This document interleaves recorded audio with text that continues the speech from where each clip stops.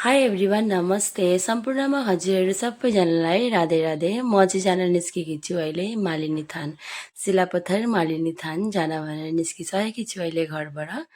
यता म आमा अनि दिदीको छोरा अहिले चाहिँ हामी गाडीमा उठेर जाँदैछौँ गाइस। तपाईँहरूलाई पनि म देखाउने छु, उहाँको हेर्दै गर्नुहोला।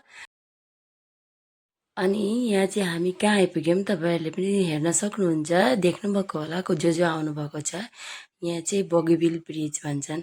अहिले चाहिँ हामी बगीबिल ब्रिज आइपुगेका छौँ। अहिले चाहिँ जाँदैछौँ गाइस, हेर्नु यहाँको नजारा कति राम्रो लाग्छ।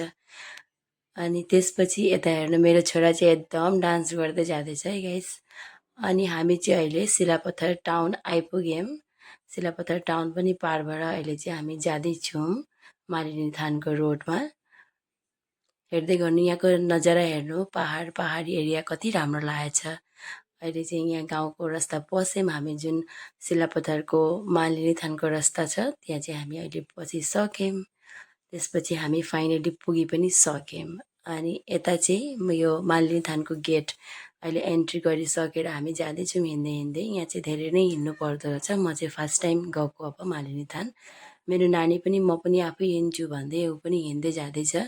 यसरी सिँढीमा उठेर जानु पर्दो रहेछ। अनि आमालाई चाहिँ अलिक धेरै साह्रो पर्यो, किनभने बुढाबुढी मान्छेलाई अलिक निकै उचाइमा उठ्न पनि अलिक साह्रै पर्छ नि त होइन। त्यसरी नै लाए जाँदैछौँ। अब हामीलाई नै अब उठ्न साह्रो परिसक्यो, झन् बुढाबुढीलाई त झन् कति साह्रो पर्छ होइन। त्यसरी नै जाँदैछौँ हिँड्दै हिँड्दै। अहिले चाहिँ पुगिसक्यौँ मन्दिरमा पुगेर एकछिन रेस्ट गरेर अब चाहिँ हामी सबैजना भगवानको दर्शन गर्न भनेर भित्र पस्दैछौँ। हजुरहरूलाई म चाहिँ यहाँ भित्रको चाहिँ भिडियो देखाउन सकिनँ, किनभने भिडियो र फोटो एलाउ थिएन भित्र।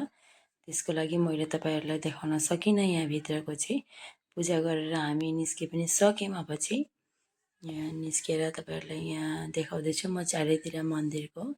यो मन्दिरको पछाडिपट्टिबाट चाहिँ हामी जाँदैछौँ कहाँ भने रुक्मिनी थान चाहिँ अलिकति माथि हुँदो रहेछ, पहाडको माथि अलिक हिँडेर जानुपर्दो रहेछ रुक्मिनी थान चाहिँ। यहाँ चाहिँ हेर्नु त कति राम्रो लागेछ। मन्दिरको पछाडिपट्टि कति राम्रो सजाएर राख्नुभएको छ नि मन्दिर, यति राम्रो लाग्यो गएर साँच्चै नै। हिँडेर जाँदैछौँ। यहाँ पनि सिँढी नै उठ्नु पर्दो रहेछ, यसरी नै माथि रुक्मिनी थान जान चाहिँ धेरै माथि उठ्नु पर्दो रहेछ।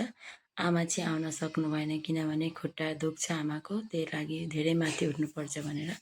फाइनली हामी रुक्मिनी थान पनि पुगिसक्यौँ। यहाँ पनि बहुतै राम्रो लाग्यो रुक्मिनी थानमा पुगेर पनि। यसरी गसमा यसरी चुन्नीहरू यसरी बान्नुभएको छ, कति राम्रो लागेछ हेर्न। अनि एक दुईवटा फोटो पनि लियौँ हामीले यहाँ, कति राम्रो लागेछ देख्नमा साँच्चै नै। अनि त्यसपछि हामी चाहिँ मालिनी थान नामेर अब चाहिँ घर जान भनेर निस्केका छौँ।